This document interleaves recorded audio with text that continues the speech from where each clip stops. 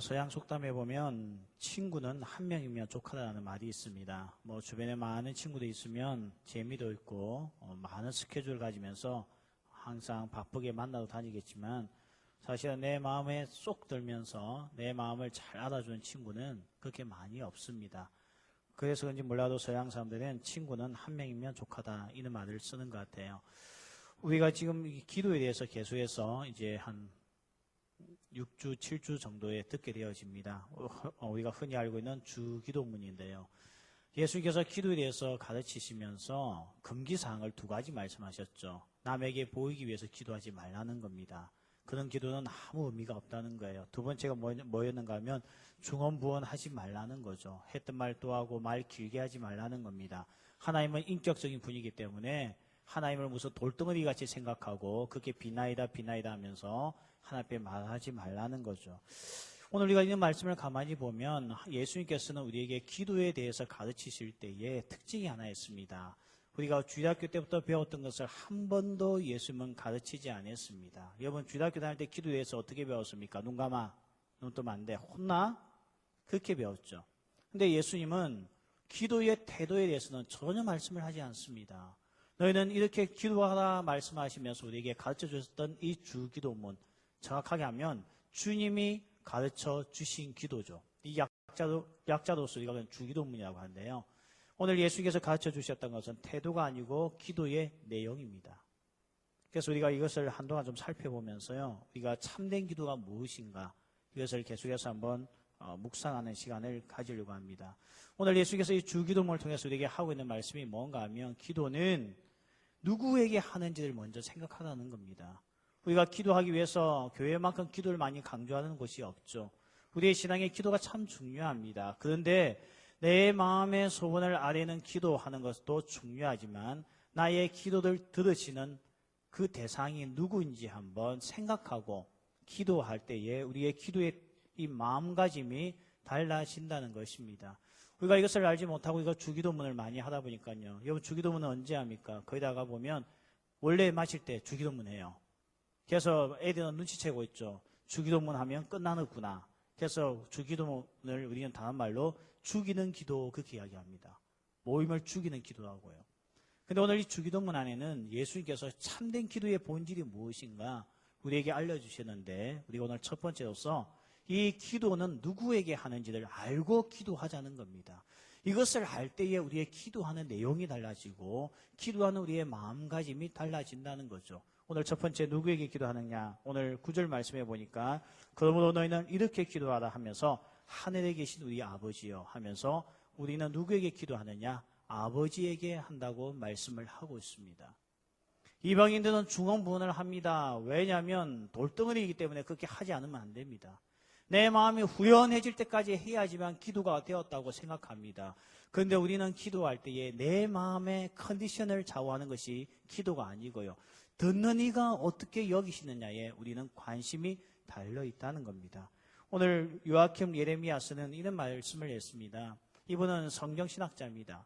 예수님이 돌아가시고 난 이후에 있었던 아주 오래전에 이 성경신학자이기 때문에 누구보다도 예수님에 대해서 제일 많이 아는 신학자였어요. 이분이 어떤 이야기를 했는가 하면 예수님 당시에 하나님을 아버지라 불렀던 사람은 단 한 명도 없었다는 겁니다. 오직 예수님만 하나님을 아버지라 불렀다는 겁니다. 근데 예수님도요, 하나님을 아버지라 부르지 못할 때가 한 번 있었습니다. 언제였습니까? 십자가 앞에서 기도하실 때에 엘리 엘리 라마 사바다니 주여 나의 하나님 어찌하여 나를 버리시나이까. 예수님의 모든 기도에는 아버지라는 단어가 들어갔습니다. 근데 이때 처음으로 예수님이 하나님을 아버지라 부르지 못하였습니다. 하나님이라 불렀죠. 왜요? 진노의 잔을 마셨기 때문에 진노의 사람은 절대 하나님을 아버지라 부를 수 없다는 것을 예수님께서 보여주셨다는 것입니다. 그러니까 오늘 하나님을 아버지라 부른다는 것은요, 엄청난 우리에게 주신 하나님의 은혜입니다. 여러분 인도에 가보면 사람들이 돌을 많이 닦죠. 힌두교가 특징이 그런 것 같아요. 이번에 네팔 갔을 때도 보니까 참 희한하게 심과 합의를 하기 위해서 애쓰는 사람들 보고 참 웃겼습니다. 근데 제가 인도에 있는 선교사님 이야기 들어보니까 한 사람이 자기가 길을 가다 보니까 이 목만, 이 머리만 땅속에서 올라와 있더라는 거예요. 그래서 그분에게 물었대요. 여기서 지금 무엇을 하고 있냐 했더니 자기가 신을 만나기 위해서 돌을 닦고 있대요. 몇 년째 하고 있느냐 했더니 20년째 그렇게 하고 있대요. 이 세상의 많은 사람들은 신과의 이 관계에 있어서 독특함을 가지고 싶어하고 남다른 면을 가지려고 합니다. 그렇게 20년을 있어 본들 뭐 하겠습니까? 신의 하수인밖에 더 되겠습니까? 그런데 오늘 하나님께서는 우리를 뭐라고 이야기하는가 하면 하나님은 너의 아버지다. 이것을 기억을 하라는 겁니다. 요한복음 20장 17절에 보면 예수님께서 우리에게 이렇게 말씀하시죠. 띄워주시겠습니까? 요한복음 20장 17절 같이 한번 읽어봅시다. 예수께서 이르시되 내가 아직 아버지께로 올라가지 아니하였노라. 너는 내 형제에게 가서 이르되 내가 내 아버지 곧 누구의 아버지요? 너희 아버지 내 하나님 곧 누구 하나님? 너희 하나님께로 올라간다 하라 하시니 오늘 예수님은 하나님을 아버지라 불렀습니다. 왜? 그분의 아들이었으니까. 근데 오늘 보니까 요한복음 20장에 충격적인 단어를 하나 쓰죠. 너희들의 아버지라는 겁니다. 내 아버지이자 곧 너희의 아버지라는 겁니다. 로마서 8장 14절 15절에 보면 이런 말씀이 나옵니다. 무릇 하나님의 영으로 인도함을 받는 사람은 곧 하나님의 아들이라. 같이 하는 거 당연한 거 아니에요? 너희는 다시 무서워하는 종의 영을 받지 아니하고 양자의 영을 받았으므로 우리가 아빠, 아버지라고 부르짖느니라. 오늘 저기 보면 두 종류의 영이 나오죠. 하나가 뭡니까? 종의 영. 어떤 종의 영요? 무서워하는 종의 영. 또 하나 무슨 영이 나옵니까? 양자의 영이 나옵니다. 사진 하나 띄워주시겠습니까? 여러분이 이분을 만난다고 생각해 보십시오. 누굽니까? 익숙한 친구죠. 저는 뭐 사실 우리 청년부에 나와야 될 나이예요, 지금. 30대 초반이잖아요. 근데 그 옆에 있는 사람이 누굽니까? 무릎 꿇고 키높이에 맞추어서 이야기하고 있는 사람이 누구예요? 67세의 황병성 제2인자입니다. 북한에요. 왜 저렇게 무릎을 꿇고 대화를 하겠습니까? 알죠? 졸다가 처형당하고 태도가 불량하다고 박격포에 산산조각이 났던 것이 김정은 앞에 가서 잘못 찍히면 죽는 거예요. 나이가 67세 되는 아버지 같은 사람이 오늘 아들 같은 김정은 앞에 저렇게 무릎을 꿇고 눈높이를 맞추고 만납니다. 이게 무슨 영이라고요? 종의 영입니다. 무슨 영? 무서워하는 종의 영. 사실은요, 북한에서 잘 살기 위해서는 김정은을 만나지 않는 것이 행복입니다. 졸다가 가는 거예요. 다리 꼬고 앉았다가 가는 거예요. 그런데 오늘 보니까 로마서 8장 15절에서는 우리가 누구의 영을 가졌느냐? 저는 무서워하는 종의 영을 가지고 하나님 앞에 가는 것이 아니고 우리는 양자의 영, 아들의 영. 그래서 하나님을 뭐라고 감히 부른다고요? 아빠, 아버지라 부를 수 있다는 겁니다. 갈라디아서 4장 6절 같이 읽겠습니다. 너희가 아들님으로 하나님이 그 아들의 영을 우리 마음 가운데 보내사 아빠, 아버지라 부르게 하셨느니라. 오늘 우리에게 주신 은혜가 뭐예요? 이제는 우리는 하나님을 뭐라고 부릅니까? 아빠라고 부를 수 있는 거예요.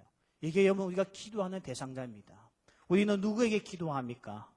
우리는 신령한 자에게 기도합니다. 우리는 능력 있는 자에게 기도하는데 그분이 누군가 하면 나의 아빠라고 하는 것입니다. 오늘 이 아버지는요, 자식을 사랑하는 아버지입니다. 오늘 이 아빠는 매를 들어도 사랑의 매 외에는 들 줄 모르는 아빠입니다. 이런 아빠에게 나아가 우리가 하는 것이 기도라고 하는 것입니다. 어떤 분이 물었어요. 아빠가 돌아갔을 때가 더 슬플까? 자식이 죽었을 때가 더 슬플까? 질문을 던졌습니다. 여러분 생각에는 누가 죽었을 때 더 슬플 것 같습니까? 그랬더니 지혜자, 철학자가 이런 이야기했습니다.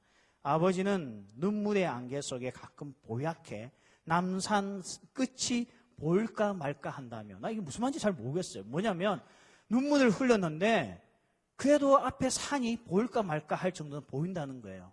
그런데 철학자가 뭐라고 했는가 하면 내 아들이 죽었을 때는 아무것도 보이지 않는다는 겁니다.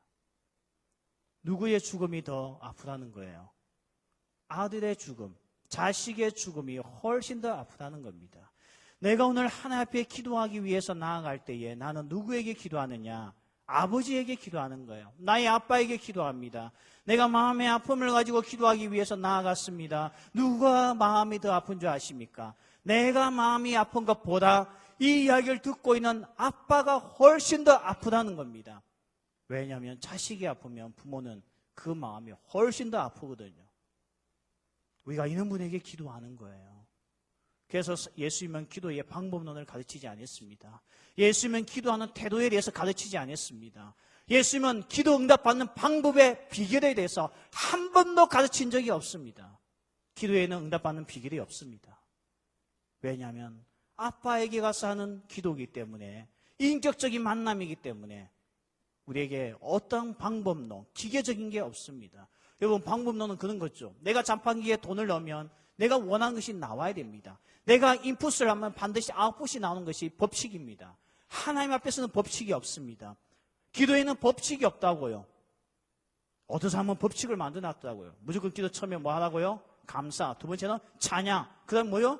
회개. 그 다음에 간구. 그 다음에 중보기도. 그 다음에 예수님이 더 기도합니다. 아멘. 예수님은 한 번도 가르치지 않았습니다. 또 어떤 사람은요, 소나무 잡고 기도해야 응답이 된다고 이야기해요. 원래 정상적인 아빠는 지 자식이 나무 뽑고 있는 거 별로 안 좋아합니다.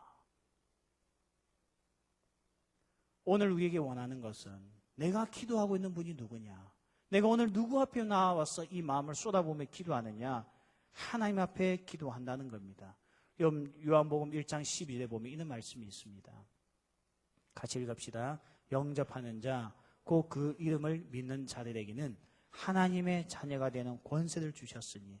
여러분, 우리가 하나님을 믿는 자잖아요. 그는 우리에게 뭘 주셨다고요? 권세를 주셨어요. 어떤 권세를 주셨습니까? 하나님의 자녀가 되는 권세입니다. 여러분, 우리 주변에 보세요. 유능한 분이 있습니다. 실력자가 있습니다.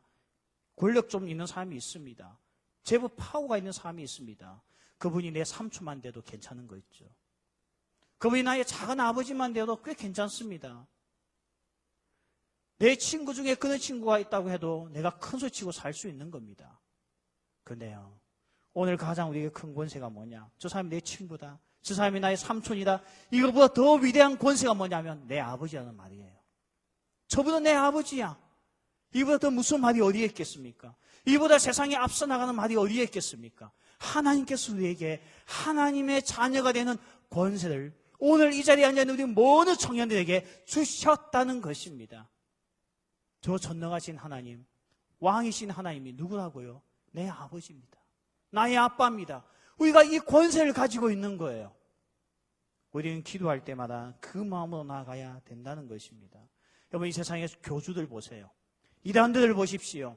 특징이 뭡니까? 어떻게 해서라도 성도들이 가지고 있는 것을 뺏으려고 합니다. 돈을 뺏고, 행복을 뺏고, 기쁨을 뺏고, 가정을 빼앗고, 그 사람의 꿈을 빼앗고, 인생을 빼앗고, 인격을 빼앗는 거예요.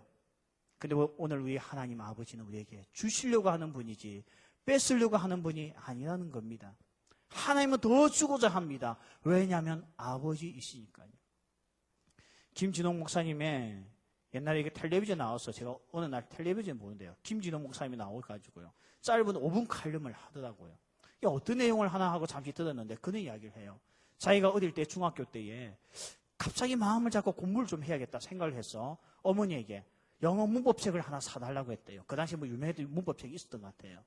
근데 그 당시에 책값이 워낙 비싸가지고 그 청송의 시골 땅에서 책 하나 사주기가 쉽지가 않았습니다. 근데 자기가 엄마에게 계속 이야기해. 엄마, 나 이제 영어 공부 좀 할래. 이번 방학 때 마음 잡고. 그러니까 책 좀 사줘. 했더니 어느 날 어머니가 그 책을 사왔다는 거예요. 야, 우리 엄마가 어디서 돈이 있어서 이렇게 새 책을 사주셨지? 감사하네. 알고 보니까 엄마가 자기의 머리카락을 잘라서 팔아 책을 사왔다는 거예요. 나중에 김준홍 목사님이 그 어머니의 짧은 머리를 보면서 너무 마음에 감동을 받아 내가 공부 안 하면 짐승이다 생각하고 그 문법책을 열심히 공부해서 영어를 잘하게 되었다는 겁니다. 이게 부모입니다. 누군가가 나에게 도움을 구하더면요, 저도 그럽니다. 때로는 할 수 없을 때는 기도할게. 정말 마음이 안타깝네. 한번 방법을 찾아볼게. 부모는요, 자기 머리카락을 잘라서라도 팔아서라도 해주는 분이 부모입니다. 이게 하나님이시라는 거예요. 오늘도 내가 기도하는 자리에 나아가 주여 하나님 아버지 기도할 때에 나는 그분에게 이야기하는 겁니다. 그니 오늘 우리의 기도가 얼마나 복되고 행복한 기도가 되겠습니까? 마귀는요, 어떻게 해서라도 우리 기도 못하게 합니다. 내가 기도하는 자리에 앉았으면 그렇게 이야기해요. 너 기도 듣겠냐? 죄 짓고 살고 못된 짓 하고 살고 성경도 안 보고 그런 열정을 가지고 기도하는데 하나님께 들으시겠냐? 마귀는 우리에게 끊임없이 속삭이는 거예요. 그럼 우리는 다 그러죠. 그렇지. 내가 봐도 내 기도 별로 안 좋아하실 것 같아. 역시 목사님이 기도해줘야 될 모양이다. 아니면 기도원에서 기도 많이 하신 그런 기도 원장이 해줘야 응답이 될 것 같아. 우리는 다 그렇게 생각합니다. 왜? 마귀가 그렇게 이야기하니까요. 그런데요, 내가 기도하는 자리에 있을 때에 마귀가 너 같은 놈은 기도해도 소용없어. 기도하는 것은 시간 낭비야. 너 기도는 듣지 않아. 할 때 우리 입에서 나오는 한마디에 마귀가 물러갑니다.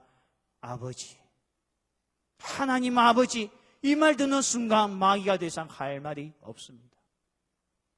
원래 그렇잖아요.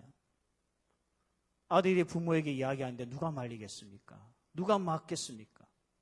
아들이 살려달라고 부르짖을 때에 어떤 아버지가 외면하겠습니까? 그런 아버지 이 세상에 없다는 겁니다. 오늘 우리가 기도할 때에 하나님을 아버지라 부르시길 바랍니다. 저도 개인적으로 기도하는 시간 가질 때에 여러분 정말 그렇잖아요. 마음이 너무 아프고 힘들고 너무 상황이 암담하고 할 때 사실은 기도는 나오지 않습니다. 하나님 이렇게 해주세요, 저렇게 해주세요 하는 사람은 이미 기도할 필요 없는 사람들입니다. 왜냐하면 이미 계획 다 세웠고 추진만 하면 됩니다. 그런데요, 정말 내 마음에 아픔이 있고 내 삶이 막막할 때는요, 기도 자리에 나가면 할 말이 없습니다. 모르니까 이 자리에 답답해서 앉아있는 거죠. 아는데 뭐가 답답합니까? 실천하면 되죠. 열심히 하면 되죠. 근데 정말 어려운 일을 당하고 낭패를 당하면요, 할 말이 없어요. 이제 어디로 가야 되나? 무엇을 해야 되나? 이 상황을 어떻게 극복해야 되나? 이 마음을 어떻게 해야 되나? 할 말이 없습니다. 근데 우리에게는 기도가 있죠.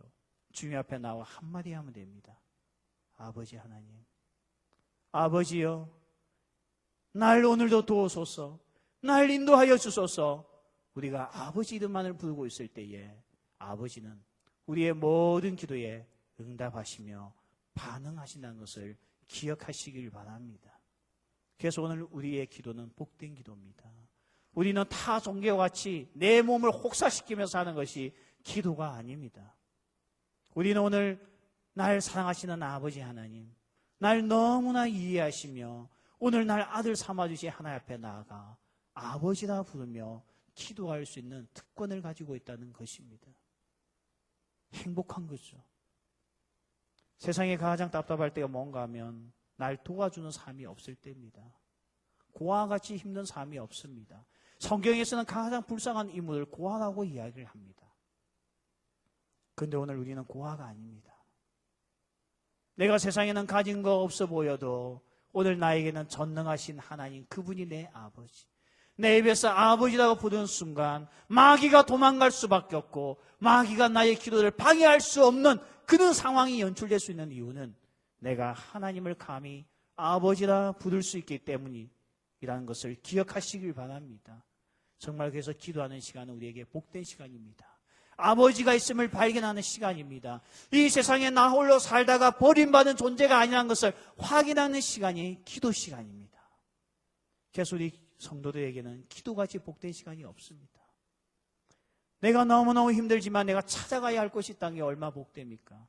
이제 우리 며칠 지나면 명절이 다가옵니다. 여러분 아이까 젊어서 어려서 그냥 명절이 어떤 의미인지 모르겠지만요, 나이가 드신 분에게 명절은 더 이상 갈 곳이 없는 날입니다. 이제는 자녀들이 찾아오지 아니하면 만날 자가 없는 것이 명절입니다. 그래서 나이가 드신 부모님들에게는 이 예민한 시간이죠. 오늘 내가 찾아가야 될 곳이 없다는 거, 오늘도 내가 만나야 될 삶이 없다는 거, 정말 내 인생의 이 위기 속에 만날 삶이 없다는 것 같이 외운 게 어디에 있습니까? 그런데 우리에게는 하나님이 아버지로서 여기에 있다는 것을 기억하시길 바랍니다. 그래서 우리에게 복된 시간이 되는 겁니다. 두 번째, 오늘 보니까요, 이 주기도문이 읽기 시작하죠. 하늘에 계신 우리 아버지여 하면서 아버지가 어디에 계시느냐? 하늘에 계신다고 말씀합니다. 원어 성경에는 하늘들 해서 복수형을 쓰고 있습니다. 왜 성경에서는 그냥 아버지라고 가르쳐 주면 될 텐데 왜 예수님이 기도할 때에 너의 아버지가 하늘에 있다는 것을 강조하고 있을까요? 그것은 이 세상에 있는 아버지와는 차원이 다르다는 것입니다. 여러분, 아버지 인격 좋으신 분들 많습니다. 자식 사랑하는 분 참 많습니다. 땅에 있는 아버지들 중에 정말 자기 자식을 위해서라면 목숨 걸고 일하는 아버지들 많습니다. 한번 보십시오. 오늘도 공사 현장을 가보십시오. 건설 현장을 가보십시오. 얼굴이 새까맣게 탄 주름이 있는 60대는 분들도 자기 자식들 위해서 땀 흘리고 수고합니다. 그런 거 보고 있으면요, 가슴이 찡해져요. 우리 아버지가 날 저렇게 키웠구나. 이게 아버지입니다. 이게 우리의 부모입니다. 그런데 한계가 있는 거 있죠. 그렇게 애쓰고 노력해도요, 못하는 거 못하시더라고요. 땅에 있는 아버지의 한계점입니다. 그러나 오늘도 내가 주님 앞에 나와 기도하는 아버지는 땅에 계신 아버지보다 더 위대한 하늘에 계신 아버지, 한계가 없으신 아버지, 전능하신 아버지라는 것을 기억하라는 것입니다. 여러분, 아버지와 소식이 끊어지면 어떻게 살겠습니까? 저는 20년 전에 아버지가 돌아가셨습니다. 남자라서 그런지 모르겠지만 나이가 들면 들수록 엄마보다 더 소중한 존재가 이제 아빠인 것 같아요. 어릴 때는 엄마가 최고죠. 근데 나이가 들면 들수록요, 더 소중한 분은 아버지입니다. 아직도 이 말이 이해가 안 됩니까, 우리 형제들? 그러면 더 철 들어야 된다 뜻이에요. 이상하게 자꾸 세상을 살면 살수록 아버지의 충고가 듣고 싶어요. 아버지의 조언을 듣고 싶습니다. 그만큼 아버지는 중요한 존재입니다. 근데요, 내가 찾을 때 안 계시는 거 있죠. 어릴 때는 엄마 있으면 최고인 줄 알고 아버지 소중함을 몰랐는데 이제 내가 가장이 되고 아빠가 되고 내가 이제는 이 세상을 이끌어 나갈 기성세대가 되고 정말 좋은 자가 필요할 때 아버지를 찾으니 아버지가 없습니다. 제가 어디 가서 나의 이 힘든 것을 고할 수가 있겠습니까? 어디 가서 내 내면의 갈등과 고뇌를 털어놓으면서 지인을 구할 때가 있겠습니까? 별로 없습니다.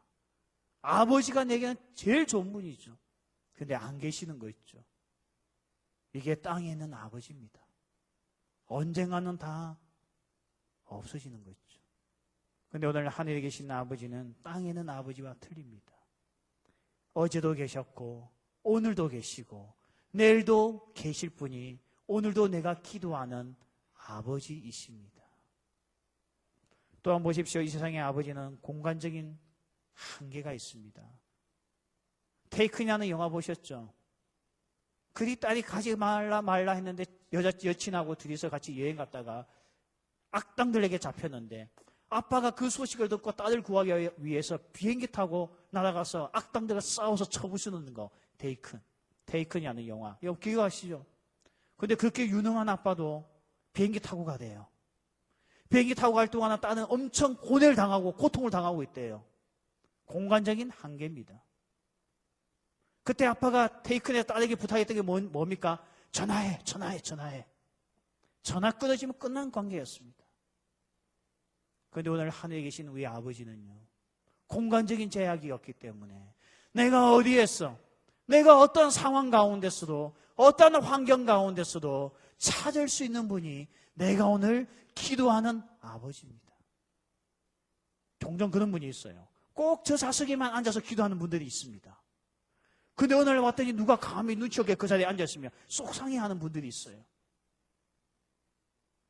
그거는 기도하는 대상자인 하나님을 몰라도 너무 모릅니다.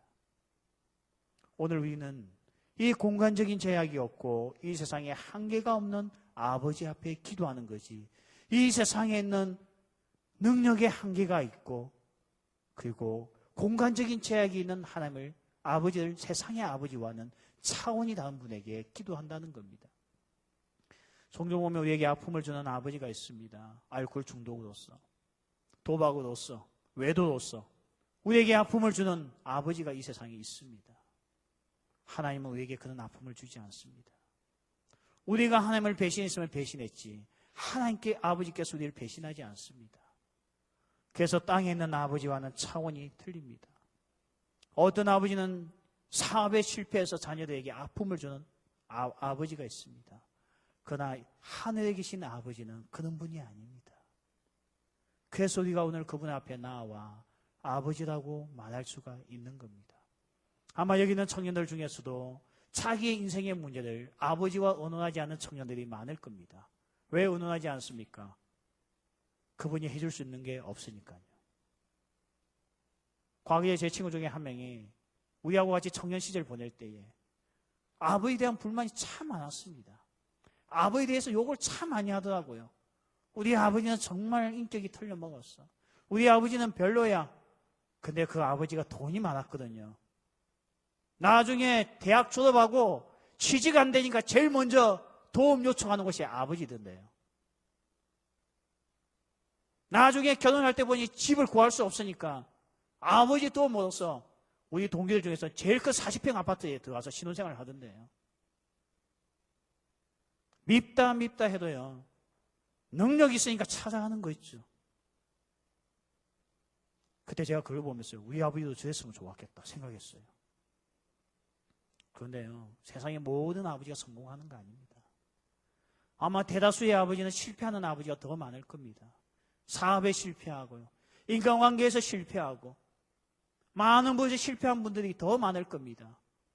그런데 우리가 있는 이 땅의 아버지가 아닌 하늘에 계신 아버지에게는 실패가 없다는 것입니다.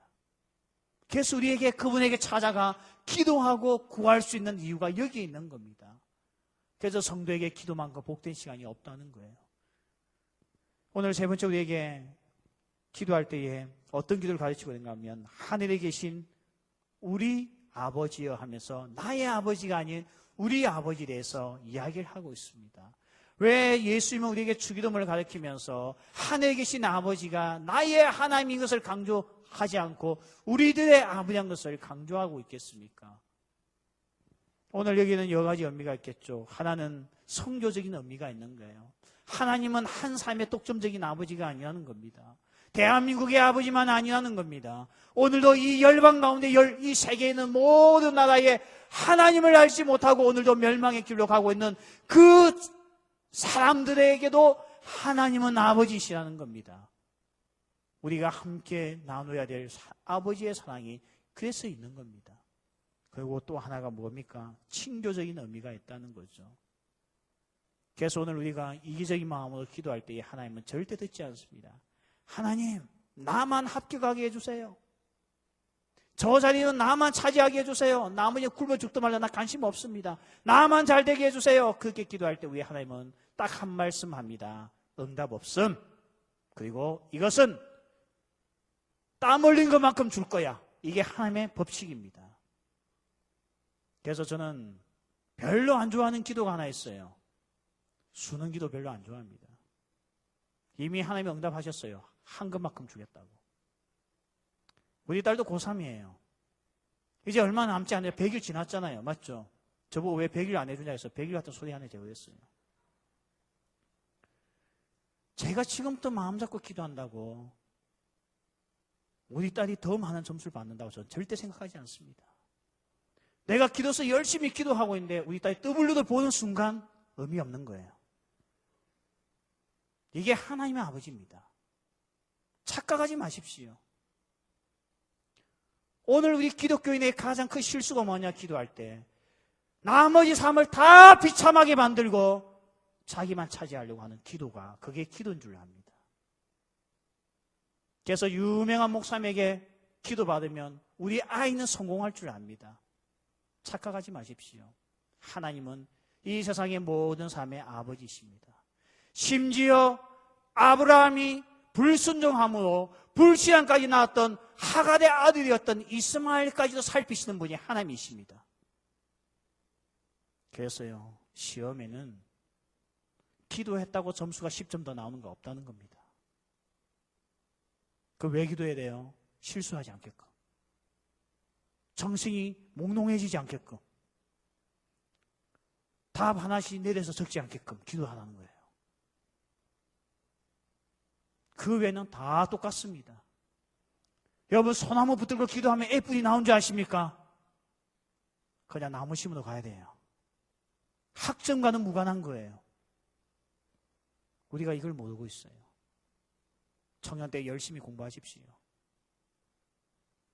하나님께서는 나만의 아버지가 아니기 때문에 또 다른 아들에게 상처를 주지 않습니다.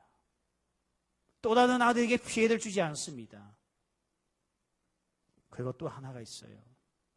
나만의 아버지가 아니기 때문에 오늘 내가 누구에게 상처 주며 사는 기도 절대 듣지 않습니다. 그래서 오늘 주기도문 마지막이 이렇게 끝나죠.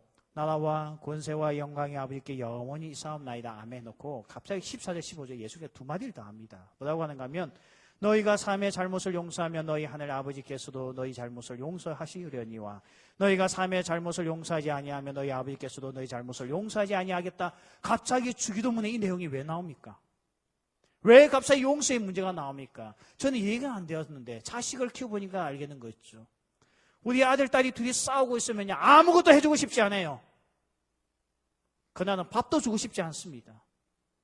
둘이 싸우고 있는데 갑자기 아이는 하나 상처받고 있는데 와가지고 아빠 용돈 줄 날이 되어서 용돈 주세요. 주는 아빠 없습니다. 뭐라고 이야기합니까? 둘이 화해해. 용서해. 사이좋게 지내. 그리고 둘이 부둥켜 안고 용서하고 있으면 피자 먹어가자. 피자 사주는 거예요. 아빠가요. 오늘 하나님은 나의 하나님에서 끝나는 거 아닙니다. 오늘 우리가 기도할 때 기억해야 됩니다.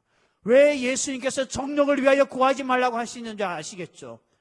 아버지 하나님은 나만의 아버지가 아닌 우리 모두의 아버지이기 때문에 나의 개인적인 성공만을 위해서 비는 기도에 하나님은 외면하십니다. 그건 어쩔 수 없어. 한 만큼 해야 돼. 왜냐하면 내가 다 사랑하는 자식이거든. 근데 내가 너에게만 편법을 썼어도 안 되잖아. 너에게만 특혜를 주면 안 되잖아. 네가 내 자녀라고 내가 너에게 수능 10등도 올려주면 안 되잖아. 이게 하나님이십니다. 그것 또한 우리 모두의 아버지이시기 때문에 하나님은 나도 사랑하시지만 저 형제도 사랑하시고 저 자매도 사랑하시는데 나 때문에 저 형제가 울고 있고 나 때문에 저 자매가 울고 있는데 하나님께서 나의 기도에 반응하지 않습니다. 먼저 용서의 문제를 풀라는 겁니다. 그래서 오늘 주기도문 마지막이 인간관계에 대해서 나옵니다. 여러분 다툼꾼, 싸움꾼이 기도 응답받는 거 보신 적 있습니까? 하나님은 절대 주지 않습니다. 왜? 아버지이기 때문에 그렇습니다. 말씀을 맺겠습니다. 오늘 하나님은 우리가 기도할 때 기억해야 될 것은 예수님은 기도 내용이었습니다. 그런데 우리가 기도할 때 먼저 기억해야 될 것은 우리가 누구에게 기도하는지를 살피라는 겁니다. 여러분이 누구에게 기도합니까? 우리는 돌덩어리 앞에 기도하지 않습니다. 움직이지 않은 물체 앞에서 우리는 기도하지 않습니다. 여러분 돌덩어리 앞에 기도하고 움직이지 않은 그런 형상 앞에 기도할 때는 내 마음이 만족스러워야 기도가 잘 된 것 같습니다.